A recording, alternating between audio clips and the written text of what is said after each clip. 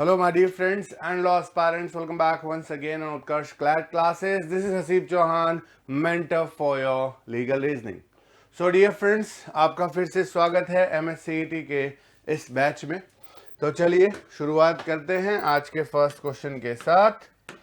तो आज का पहला क्वेश्चन है, कहता है लीगल प्रिंसिपल्स काफ़ी सारे हैं, 1, 2 और 3rd and 4th, 4 प्रिंसिपल पढ़ने हैं। Any law made by the parliament that infringe the fundamental right of citizens is invalid and unenforceable. पहला लॉ कहता है कोई भी कानून अगर पार्लियामेंट ने पास किया और उस पर्टिकुलर लॉ में, उस कानून में अगर आपको पता लग रहा है कि हमारे फंडामेंटल राइट्स इन्फ्रिंज हो रहे हैं, फंडामेंटल राइट के खिलाफ ये बात कर रहा है, तो वो लॉ डायरेक्ट इनवैलिड होगा, अनएनफोर्सेबल होगा, मतलब वो लागू नहीं हो पाएगा।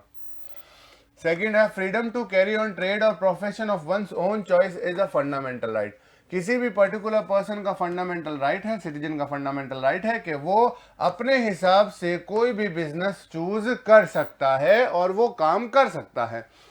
थर्ड कहता है the parliament is competent to impose reasonable restriction on the exercise of this right. लेकिन जो हमने आपको किसी भी प्रकार का बिजनेस करने की अनुमति दी है, लेकिन उसमें पार्लियामेंट कोई ऑर्डिनेंस लाकर किसी भी प्रकार का कोई स्टेट लेजिस्लेचर के द्वारा या किसी भी तरीके से कोई भी रीजनेबल रेस्ट्रिक्शन लगा सकती है कि इस जगह पर आप ये बिजनेस नहीं करेंगे। जैसे स्कूल्स हैं, कॉलेजेस हैं, उनके सामने आप शराब की बिक्री नहीं कर सकते, तो इस तरीके की रीजनेबल रेस्ट्रिक्शन आपको बर्दाश्त करने पड़ेंगे। If the restriction on fundamental right imposed by the parliament totally removes or nullify any fundamental right, then it will construed as an unreasonable restriction. लेकिन अगर मान लीजिए किसी भी पर्टिकुलर फंडामेंटल राइट के ऊपर कोई भी रेस्ट्रिक्शन लगाया जाता है पार्लियामेंट के द्वारा, तो उस पर्टिकुलर रेस्ट्रिक्शन को हम अनरीजनेबल मानेंगे क्योंकि वो हमारे फंडामेंटल राइट को इन्फ्रिंज कर रहा है। Situation In order to ensure that people live in an amicable atmosphere, the government of India decided to abolish courts and constituted dispute settlement board. Further, to achieve this objective, the law stipulated that lawyers should not be allowed to espouse the claims of parties and instead their claims be espoused by social worker. क्या कह रहा है कि लोगों को आसानी से ensure that people live in amicable atmosphere, अच्छे सुविधा में जीने के लिए, अच्छे वातावरण में जीने के लिए सरकार ने यह फैसला लिया कि कोर्ट को खत्म कर देते हैं और डिस्प्यूट सेटलमेंट बोर्ड बना देते हैं। और इसी ऑब्जेक्ट को अचीव करने के लिए यह भी लाया गया कि लॉयर्स नाम की चिड़िया को खत्म कर देते हैं और सोशल वर्कर्स जो होंगे, समाज सेवी जो होंगे, वो उनके आपस के निपटारे को सॉर्ट आउट करेंगे। ठीक है, तो अब आपको सही डिसीजन बताना है, ए, बी, सी या डी, 4 ऑप्शन है आपके पास में। The law made by parliament is valid and it does not infringe fundamental right. The law made by parliament valid as even though there is a restriction of fundamental rights, such a restriction is reasonable. The law made by the parliament is invalid and is constitute an infringement of fundamental right and the restriction imposed is not reasonable. 100% यही सही जवाब है। अरे भाई, हर एक person का fundamental right है कानून के सामने बराबरी रखने का। आप कानून ही खत्म कर दोगे, कोर्ट खत्म कर दोगे, नॉर्मल आदमी, आम आदमी कहां जाएगा मदद पाने के लिए? गलत, समझ गए? क्वेश्चन है, a right to action can not arise out of an illegal activity.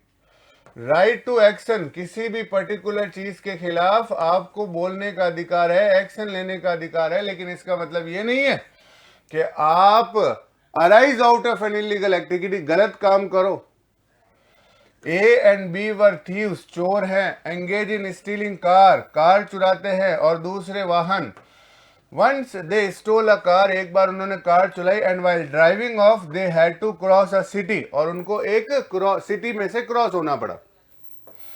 They engage a driver to drive them through the city, उन्होंने ड्राइव करके सिटी के अंदर से कार निकाली, एक ड्राइवर को लिया। Since they did not know the route inside, और वो अंदर वाले रास्ते के बारे में उनको पता नहीं था, The indicator lamp of the car was not working and the thieves had not realized this. अब जो इंडिकेटर होते हैं कार में वो सही से वर्किंग नहीं कर रहे थे और चोरों को क्या पता, उनको क्या मतलब है गाड़ी में कौन सा पुर्जा सही है या नहीं है. And therefore had not told about it to the driver, और ड्राइवर को इस बारे में बात नहीं बताई. While driving through the city, the car was hit by another vehicle because of the faulty indicator. Indicator ठीक नहीं हुआ तो ड्राइवर जो गाड़ी चला रहा था उसने इंडिकेटर दिया नहीं तो पीछे से एक्सीडेंट हो गया. In the accident, the driver was injured and he filed a suit against A and B. तो उन्होंने A और B के खिलाफ केस फाइल किया ड्राइवर ने कि मुझे इनसे compensation दिलवाए. The driver would lose because he was driving a stolen car. के ड्राइवर की कोई मदद नहीं की जाएगी, क्यों? क्योंकि वो चोरी की हुई गाड़ी चला रहा था. The driver would win because he was not a party to the stealing of car. सही ऑप्शन होगा B कि right to action. A right to action cannot arise out of an illegal activity. कह रहा है कि अगर आप कुछ गलत काम कर रहे हो, खुद ही चोर हो, तो आप किसी पर्टिकुलर कानून की मदद नहीं मांग पाओगे. लेकिन वो ड्राइवर को पता ही नहीं है कि मैं चोरी की कार चला रहा हूं. तो ऐसे केस में उन चोरों ने सिटी की अंदर की गलियों को निकालने के लिए, उनको रास्ते तो पता नहीं थे, एक ड्राइवर हायर किया. ड्राइवर को इंडिकेटर के बारे में बताया नहीं तो उससे एक्सीडेंट हो गया, बेचारे को चोट लग गई. तो वो उन चोरों से कंपनसेशन क्लेम कर सकता है. चोर उस पूरी चोरी में ड्राइवर का एंगेजमेंट नहीं था. क्वेश्चन है, a man would be responsible for all direct consequences of his act. कोई भी आदमी जो है वो डायरेक्ट कंसिक्वेंसेज के लिए खुद रिस्पॉन्सिबल है. In so far as he could reasonably foresee them as arising from his act. तब तक, उतनी दूर तक वो रिस्पॉन्सिबल है, उतनी रिस्पॉन्सिबिलिटी उसको उठानी पड़ेगी जहां तक वो ये सोच सकता था. फोर्सी मतलब भविष्य में झांक सकता था कि मेरे इस एक्शन से इतना इसको नुकसान होने के चांसेस हैं. A ship carrying petroleum was moving on the high sea. एक जहाज जिसमें पेट्रोल है और वो गहरे समुद्र में चल रहा है. On a short halt in a port, छोटे से थोड़ी सी देर रुका एक बंदरगाह पर. The master of ship engaged some stevedores to load some metallic planks onto the ship. तो यहाँ पर मास्टर ऑफ शिप के कहने पर एक पर्टिकुलर वहां पर कुछ मेटेलिक प्लैंक्स जो है वो उस शिप में चढ़ाए गए. While loading the planks, a plank slipped from the hand of stevedore and the spark emitted thereby. अब वो स्टील की मेटेलिक की प्लेट है, मेटल्स प्लेट हैं, तो वो स्लिप हो गई, हाथ से छूटी. अब ऐसे केस में चिंगारियां उछली और ignited petroleum vapour and caused considerable damage to the goods. आग लगी तो पेट्रोल है तो वो तो भाई साहब वेट ही कर रहा था, वेपर हो गया, भयानक धमाका हो गया. Owner of goods filed a suit against the master of ship. तो ओनर जो है वो उस पर्टिकुलर जिसका पेट्रोल था ना, उसने मास्टर ऑफ शिप के खिलाफ चार्जेस लगाए कि मुझे कंपनसेशन दिलवा दो. Master of ship not liable because he was not responsible for the act of stevedore. वहां पर वो काम करने वाला अलग लोग था, चढ़ाने वाले अलग लोग. Master of ship is liable because he is responsible for the act of stevedore since he engaged them. Master is liable because he should have foreseen the consequences of the stevedore's act. उसको पता था कि जब मेरे जहाज में already petrol के केन हैं, पेट्रोल पूरा भरा हुआ है, तो मैं अगर इस तरीके के लोहे की चीजें, लोहे के सामान, ज्वलनशील पदार्थ लेकर जाऊंगा, थोड़ी बहुत भी हरकत हुई और चिंगारी लगी ना, सत्यानाश हो जाएगा पूरे पेट्रोल का. तो उसको ये बातें ध्यान रखनी चाहिए. प्रिंसिपल कहता है all minorities whether based or religion or language shall have the right to establish and administer educational institute of their choice. सारी के सारी माइनॉरिटीज हैं, चाहे वो धर्म के आधार पर हो, चाहे भाषा के आधार पर हो, उनके पास अधिकार होगा कि वो अपने उस पर्टिकुलर भाषा या धर्म के आधार पर एजुकेशनल इंस्टीट्यूट अपनी चॉइस से चला सके. MD Yusuf want to establish an educational institute to help the poor person of his community and to educate the children of the community. Yusuf जो है वो चाहता था कि एक एजुकेशनल इंस्टीट्यूट ओपन करे ताकि गरीब लोगों को और उनके अपनी कम्युनिटी के गरीब बच्चों को पढ़ा सके. Yusuf being a very rich man has no problem regarding finance for institution, उसके पास पैसों की कोई कमी नहीं थी, तो कोई दिक्कत आने वाली सवाल ही नहीं था। Therefore, he applied to state government to grant him permission to establish and administer the institution. तो उसने स्टेट गवर्नमेंट से परमिशन मांगी कि मुझे इस तरीके का इंस्टीट्यूट चलाने की परमिशन दी जाए। State government reject his plea on ground that said institution will create communal tension in the proposed area. Yusuf has following remedies. तो अब गवर्नमेंट ने मना कर दिया कि नहीं, यहाँ कम्युनिटी वाली टेंशन हो जाएगी, आपस में लड़ाई हो जाएगी, तो हम आपको परमिशन नहीं देंगे। तो सवाल यह है कि यूसुफ के पास में क्या रेमेडीज अवेलेबल हो सकती है। He should file a civil suit in district court. He should file a special leave petition before Supreme Court. He has no remedy under the law. He could file a writ petition either before the High Court or Supreme Court. वो सीधा writ petition file कर सकता है, क्योंकि यहाँ पर हर एक person का फंडामेंटल राइट है कि वो अपने हिसाब से कोई भी पर्टिकुलर धार्मिक काम या धर्म के आधार पर, भाषा के आधार पर, या खुद पर्टिकुलर कोई बिजनेस कर सके। अगर उसको इस तरीके का कोई काम करने से रोका जाता है तो वो पर्टिकुलर पर्सन सीधा के सीधा सुप्रीम कोर्ट के पास पहुंच सकता है या हाई कोर्ट के पास पहुंच सकता है। आर्टिकल 32 रेमेडीज और article 226 as per the constitution.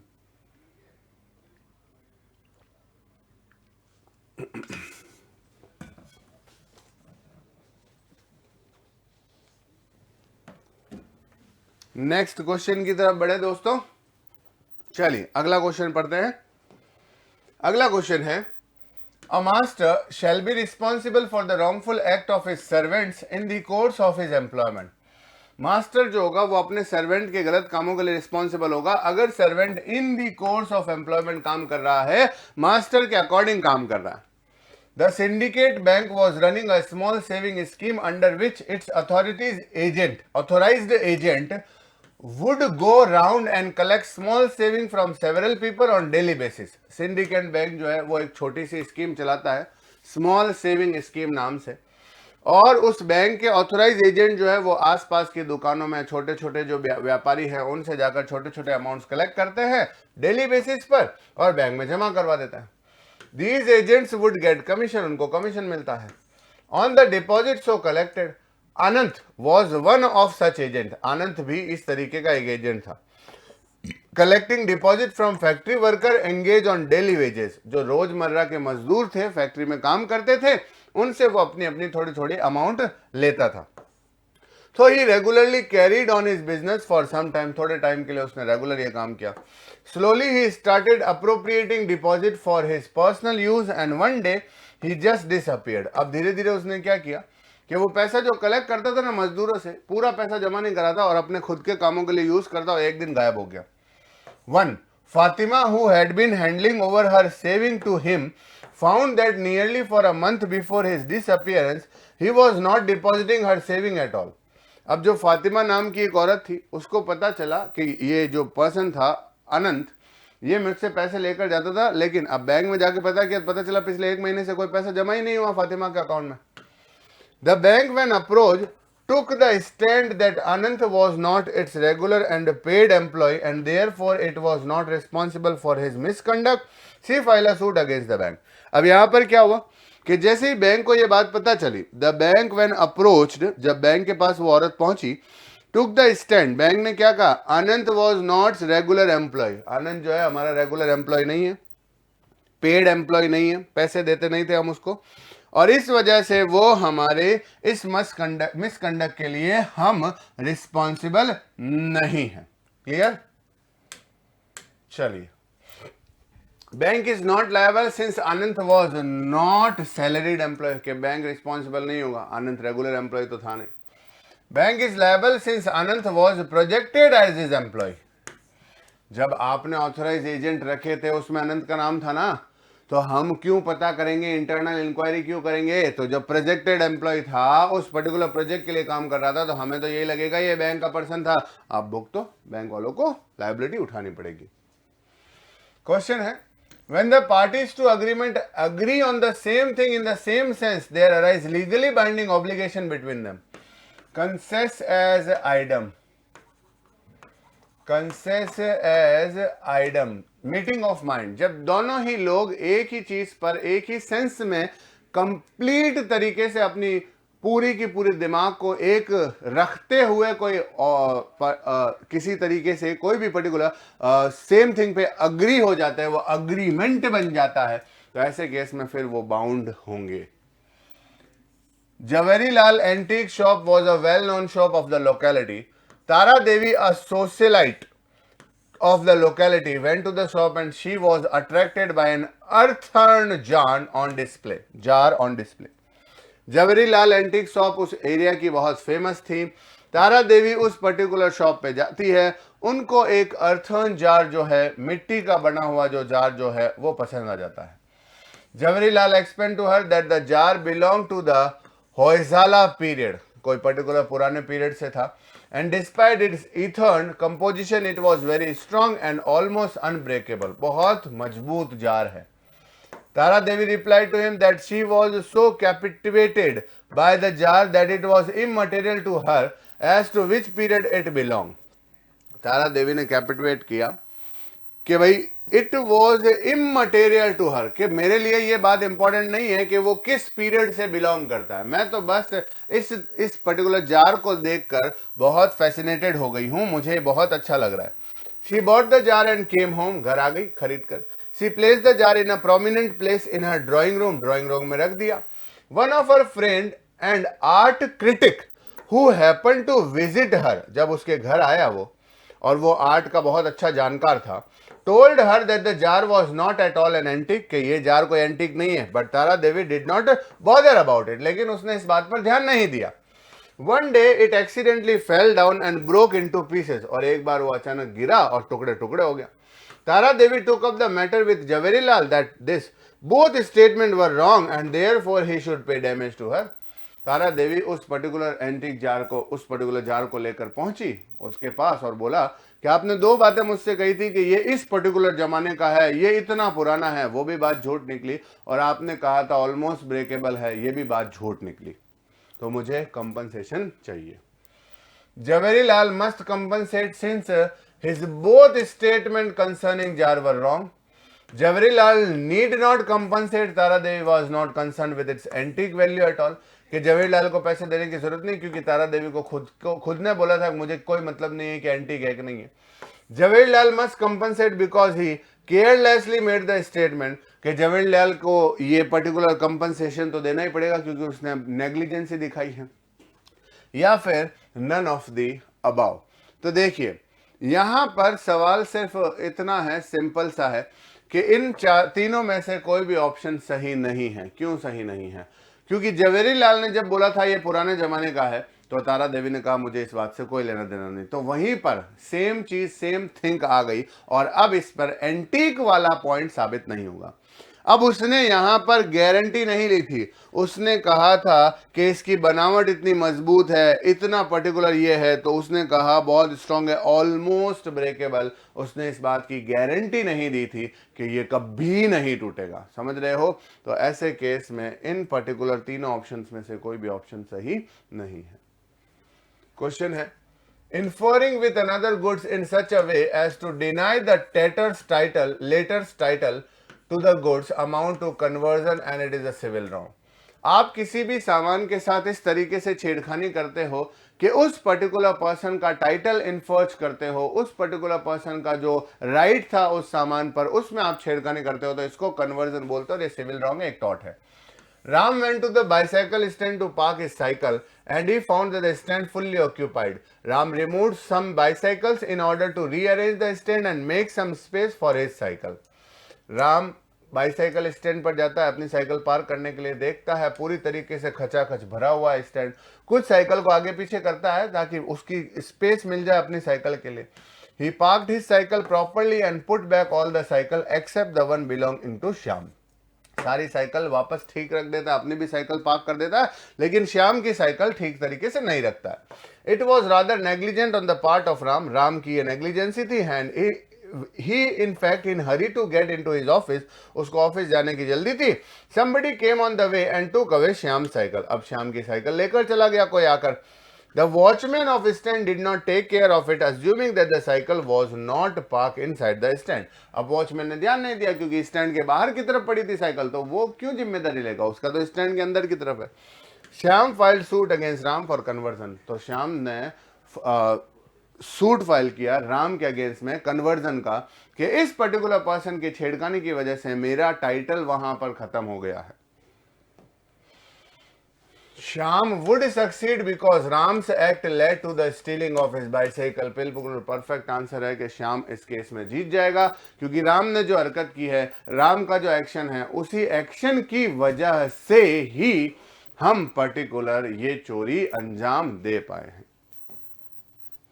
Question है, damage are payable for breach of contract and the purpose of damage is to compensate him for the loss suffered and not to improve his position more than what it would have been if the contract had been duly performed। कह रहा है damages जो है वो payable होते हैं अगर contract टूट जाता है, और इसका पर्पस ये है कि डैमेज को कंपनसेट उतना ही किया जाएगा जितना उसका लॉस हुआ है। अगर आप कह रहे हो कि मुझे थोड़ा और डैमेज चाहिए क्योंकि मेरी पोजीशन अच्छी हो जानी चाहिए, तो यहां पर उतना डैमेज वापस नहीं मिलेगा। Not to improve position more than what it would have been if the contract had been duly perform. अगर कॉन्ट्रैक्ट सही से परफॉर्म हो जाता तो आपको वो लॉस नहीं होता, तो उस लॉस को ही आपकी भरपाई की जाएगी। A wanted to buy a house and he contracted with a surveyors S to inspect a particular house and value it for him. एक घर खरीदना चाहता है, उसने एक एक्सपर्ट आदमी को बुलाया और बोला कि आप घर मुझे पूरा इंस्पेक्ट करके बता दो कि ये पर्टिकुलर घर कितने में खरीदना चाहिए, इसकी कॉस्ट क्या है। S surveyed the house and value it for 10 lakh. S however failed to notice the defective plumbing system in the house, and had he taken note it, the house would have been worth only 8 lakh.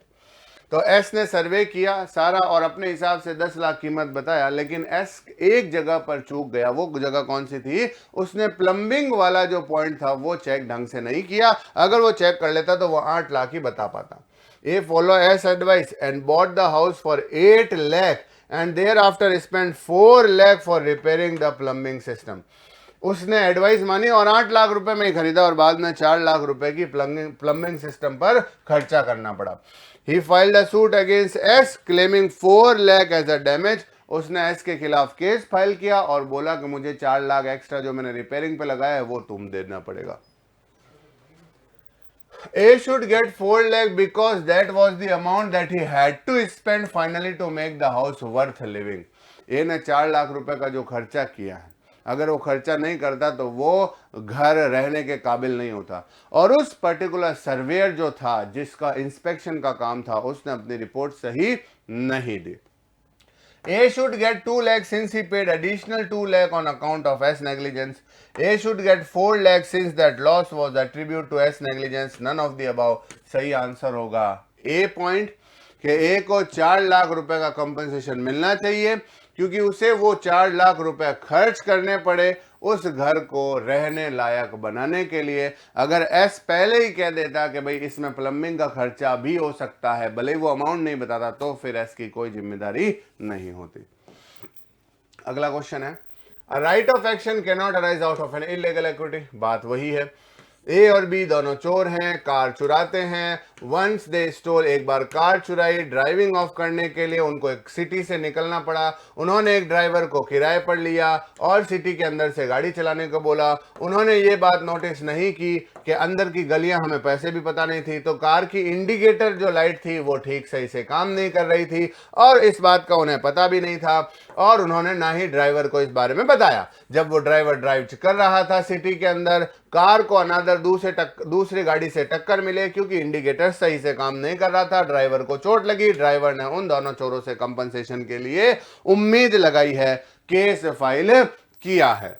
कह रहा है driver would lose, नहीं sir, driver would win because he was not a party to the stealing. वो चोरी की पार्टी नहीं था।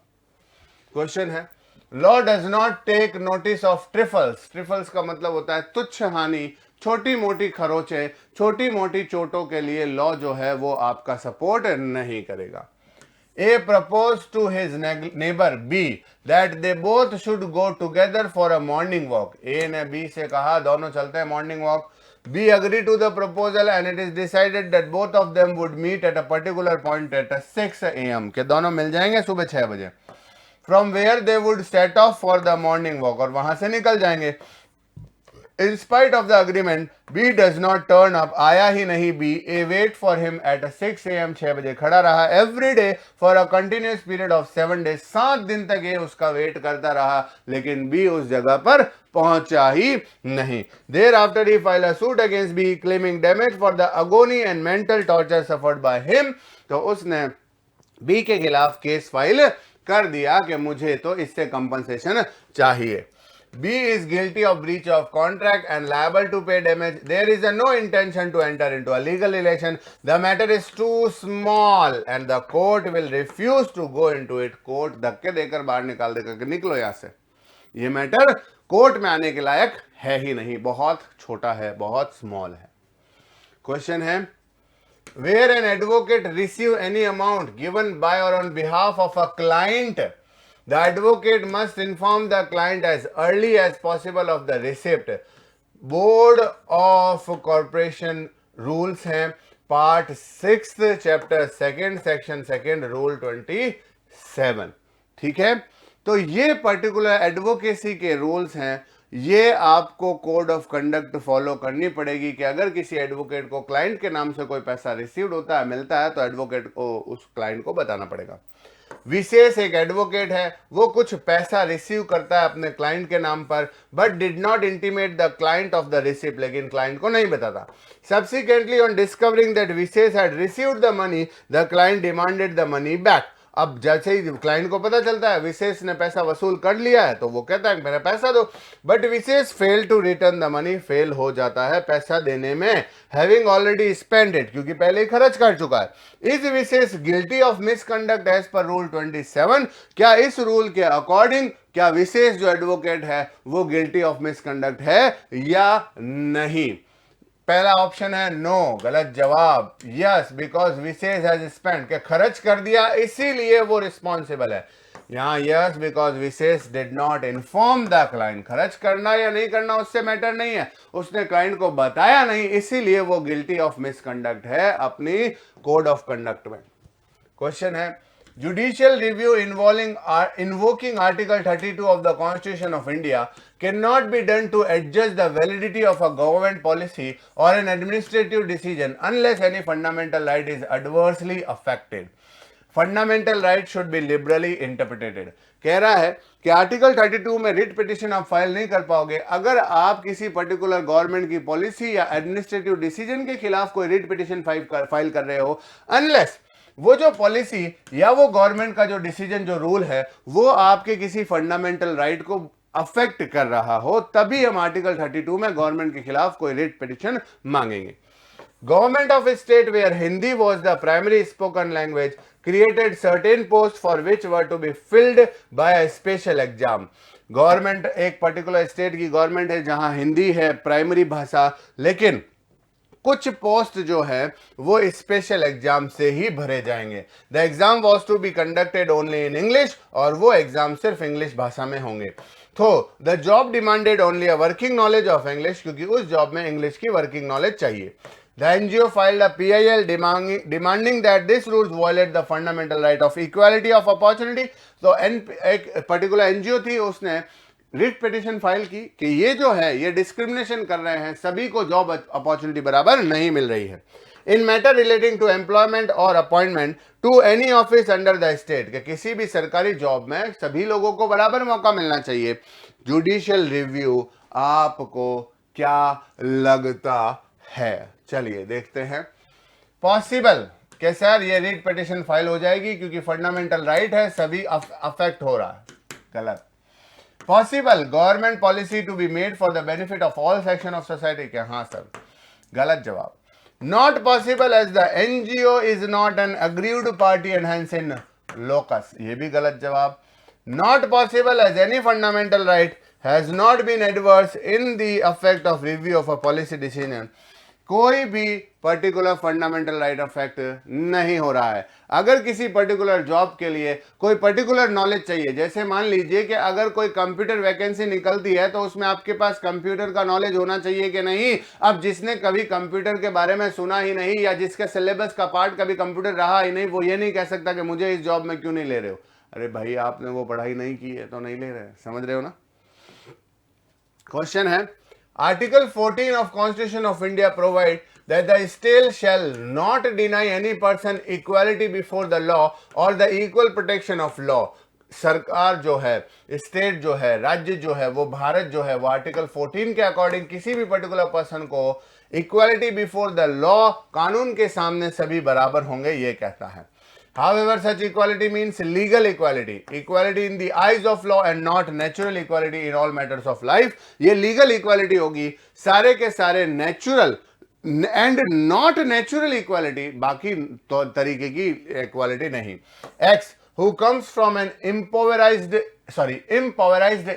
विलेज, एक्स जो है वो एक उस गांव से बिलोंग करता है जहां पर अभी तरक्की हो रही है, टाइम है छत्तीसगढ़, थोड़ा पिछड़ा हुआ है।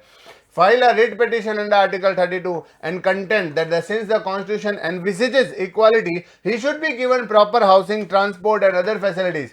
कि सर कॉन्स्टिट्यूशन हमें बराबरी का जब अधिकार देता है तो मुझे भी प्रॉपर हाउस मिलना चाहिए, ट्रांसपोर्ट की सुविधा मिलनी चाहिए, other facilities which are enjoy by the people living in the cities, जो शहरों में रहने वाले लोग एंजॉय करते हैं। Which of the following is the most appropriate according to you. तो अब बेचारे का जवाब दो, किसका, एक्स का। आप बताओ कि क्या उसका कंटेम्पलेशन सही है, क्या वो केस जीतेगा, क्या नहीं। His claim is valid, गलत जवाब। The Supreme Court should direct the appropriate government to reduce the inequality created by man immediately, गलत जवाब। His claim may be dismissed considering the workload of the Supreme Court। Supreme court के पास बहुत काम है, इसलिए ये फालतू की बातें मत करो। His claim is bound to be dismissed, क्योंकि हमने कहा था कि नेचर के अकॉर्डिंग कोई अमीर है, कोई गरीब है, कोई ज्यादा पैसे वाला, कोई दिमाग से ज्यादा, कोई दिमाग से पैदल, तो उस पर्टिकुलर पॉइंट को पूरा करने के लिए आप रिट पिटीशन फाइल नहीं कर सकते।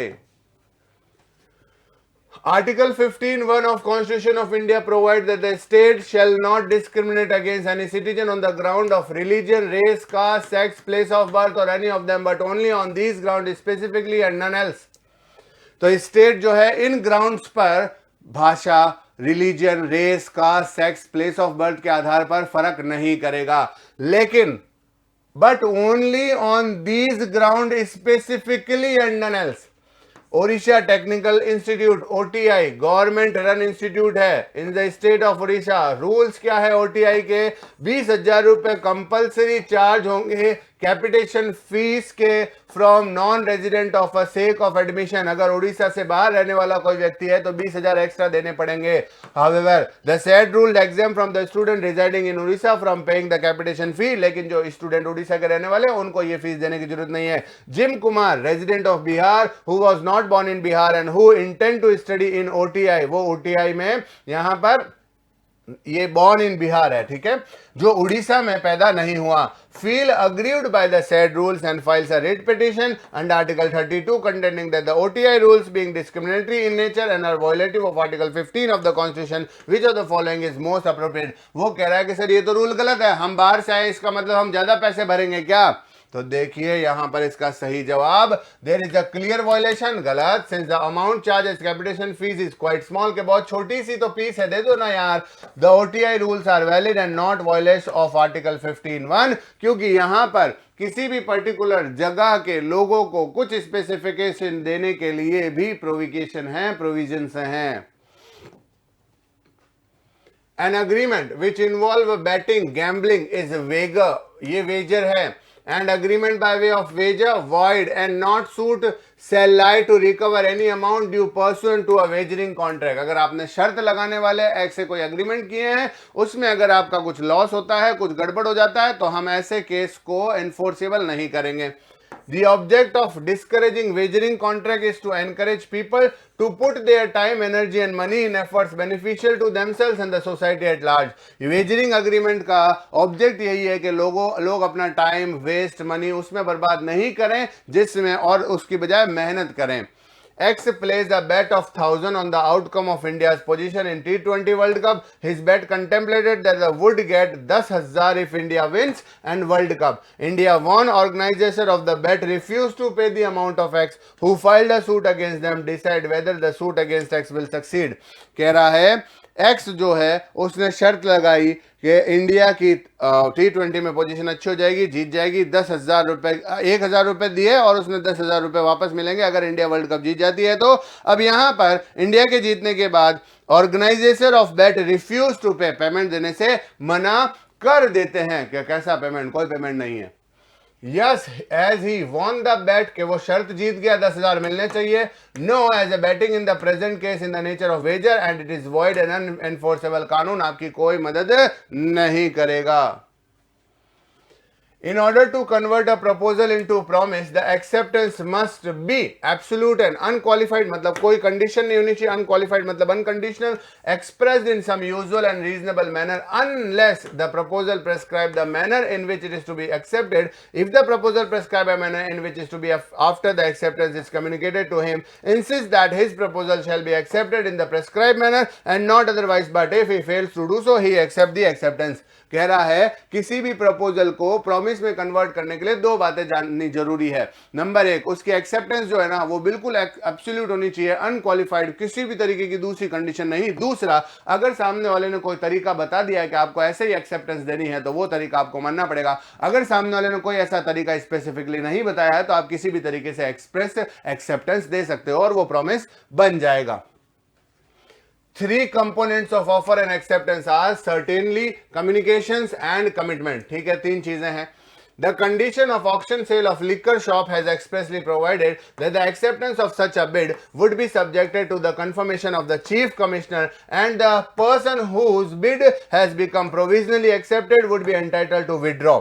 कह रहा है एक ऑक्शन की, एक नीलामी की, लिकर शॉप की जो है वो कंडीशन है कि चीफ कमिश्नर साहब जब कंफर्म करेंगे उसी को ये नीलामी की बोली दी जाएगी और जो कोई सबसे ज्यादा बिड करता है उसके पास ये भी ऑप्शन है कि वो अपनी बिड विड्रॉ भी कर सकता है। Later the highest bidder sought to enforce the bid, however the confirmation was not allowed. अब जिसके पास सबसे ज्यादा, जिसने बोली लगाई थी शराब की पर्टिकुलर दुकान को खोलने की, उसके सबसे ज्यादा बोली में तो वो जीत गया, लेकिन चीफ कमिश्नर ने उसकी बोली को अलाउड नहीं किया। Has a valid contract been contended entered into between the liquor shop and owner and the highest bidder? क्या इस तरीके का कोई कॉन्ट्रैक्ट हुआ? क्या आपको क्या लगता है कि इसमें सही ऑप्शन क्या है? Yes, since the bid was accepted by the liquor shop owner. No, since the bid was subjected to a final approval which was not received by the commissioner and thus no valid contract has been entered into. तो उसमें ये शर्त थी ना पहले से ही कि अगर आपने हमारी इस चीफ कमिश्नर वाले पॉइंट को नहीं माना, उनकी सबसे फाइनल डिसीजन होगा, उन्होंने मान लिया तो हम आपकी बात मान लेंगे और आपको फाइनली जीत दिलवा दी जाएगी और शॉप का लाइसेंस मिल जाएगा, नहीं तो नहीं मिलेगा। समझ गए? यही पॉइंट है इसमें। अगला क्वेश्चन देखिए। A contract which is dependent on happening or not happening of an event in a future is called a contingent contract. किसी पर्टिकुलर ऐसे इवेंट पर जिसके होने या नहीं होने पे वो कॉन्ट्रैक्ट टिका हुआ है उसको कंटीजेंट कॉन्ट्रैक्ट कहते हैं। In order to constitute a contingent contract, it is not necessary that the occurrence of such event must be certain. यहाँ पर किसी कंटीजेंट कॉन्ट्रैक्ट के बाद में बात करेंगे तो उस इवेंट का होना सर्टेन ही हो ऐसा कोई जरूरी नहीं है। Deepak agreed to pay insurance premium for a fire insurance company contract to the goods stored at his shop. As per the policy, in case of any fire, fire insurance company would pay lump sum amount of 1 lakh. Deepak paid the insurance premium for 5 years but never had the occasion to claim 1 lakh rupees. Deepak challenged the contract as invalid and claimed refund of money. Decide whether the contract was valid contingent contract. दीपक ने insurance कराया अपने सामान का और company ने कहा कि जब कभी भी ऐसी आग लगेगी तो हम लमसम लगभग 1 लाख रुपए का कंपनसेशन आपको देंगे। लेकिन कभी आग लगी नहीं, 5 साल तक प्रीमियम भरता रहा, उसको लगा यार सारा पैसा बर्बाद हो गया, तो अब वो कह रहा है मुझे कंपनसेशन दे दो क्योंकि ये कॉन्ट्रैक्ट इनवैलिड है, इसमें तो मैं कभी जीत ही नहीं पाया, मतलब पैसा क्लेम नहीं कर पाया। No, the contingent event never took place. गलत। No, as in invalid contingent contract, the event must take place. Must वाली बात कहीं नहीं है। Yes, the contract is valid as the contract was based on happening of an uncertain future event. It is not mandatory that the future event take place. जरूरी नहीं कि आग लगवाई ही जाए उस कॉन्ट्रैक्ट को पूरा करने के लिए। अगला क्वेश्चन है An offer and acceptance of an offer to be complete must be communicated to the other party to whom the offer has been made and who has made the offer respectively. Offer और उसकी acceptance जो है वो एक दूसरे को communicate करना जरूरी है. सिंपल सा फॉर्मूला है. A lives in Delhi and has a factory there. He is a manufacturer and needs some raw material that B manufacture in Bombay. A जो है दिल्ली का रहने वाला है, वो मैन्युफैक्चरर है, उसको कुछ सामान चाहिए और वो सामान उसको कहां मिलेगा? बी आदमी से, बॉम्बे में रहने वाले से.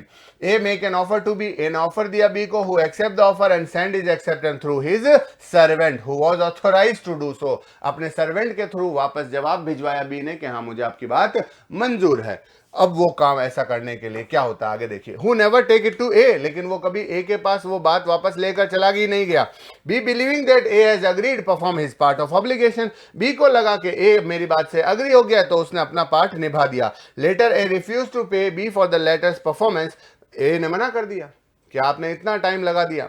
अब यहां पर बी जो है वो सू करता है for not giving him the consideration के मुझे पैसे नहीं दे रहा, मैंने सामान तो दे दिया. Which of the following is true, इसमें से सही ऑप्शन क्या है? तो देखते हैं. B must be paid, B did send his acceptance, A is not oblige, A never receive the acceptance so he is not oblige to pay. सही option होगा ए, क्योंकि ए के पास कभी वो खबर पहुंची ही नहीं कि बी अग्री है मेरी बात से. अगला क्वेश्चन है. The contract entered into regarding any uncertain event can be called a wager and hence will be void. Wagering contract, शर्त लगाने वाले contract सीधे void है. While the FIFA World Cup was going on between Argentina and France, A and B made a contract that A would pay 5,000 to B if Argentina would win and vice versa. Argentina finally won the match and asked B to pay him. B refused to do so. A sued B for the money for violating the contract formed between them. यही है. FIFA world cup चल रहा था, Argentina France का match चल रहा था. ए ने कहा कि अगर देखो ये क्या कह रहा है, सॉरी, हाँ, ए would pay 5,000 to if Argentina would win.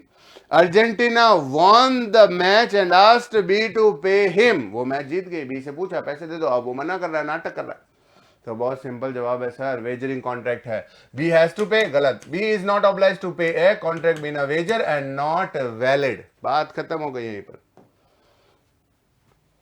आज का आखिरी सवाल. Every agreement by which a party thereto is restricted absolutely from enforcing his right under or in respect of any contract by the usual legal proceeding in the ordinary tribunals or which limit the time within which he may enforce his right void to that extent. किसी भी particular agreement में जहां पर party को restrict किया जाता है पूरी तरीके से कि वो अपने राइट को एनफोर्स करने के लिए किस कॉन्ट्रैक्ट के थ्रू कोई लीगल प्रोसीडिंग नहीं करेगी या फिर कोई ऑर्डिनरी ट्रिब्यूनल में नहीं जाएगी या फिर टाइम लिमिट फिक्स कर दिया जाता है कि इसी में आपको ये सब काम करने होंगे वरना नहीं, तो ये सारे के सारे जो है वो वॉइड कॉन्ट्रैक्ट हैं. ठीक है. A or B agree into a contract wherein it was provided that A shall say 100 pound of rice to B.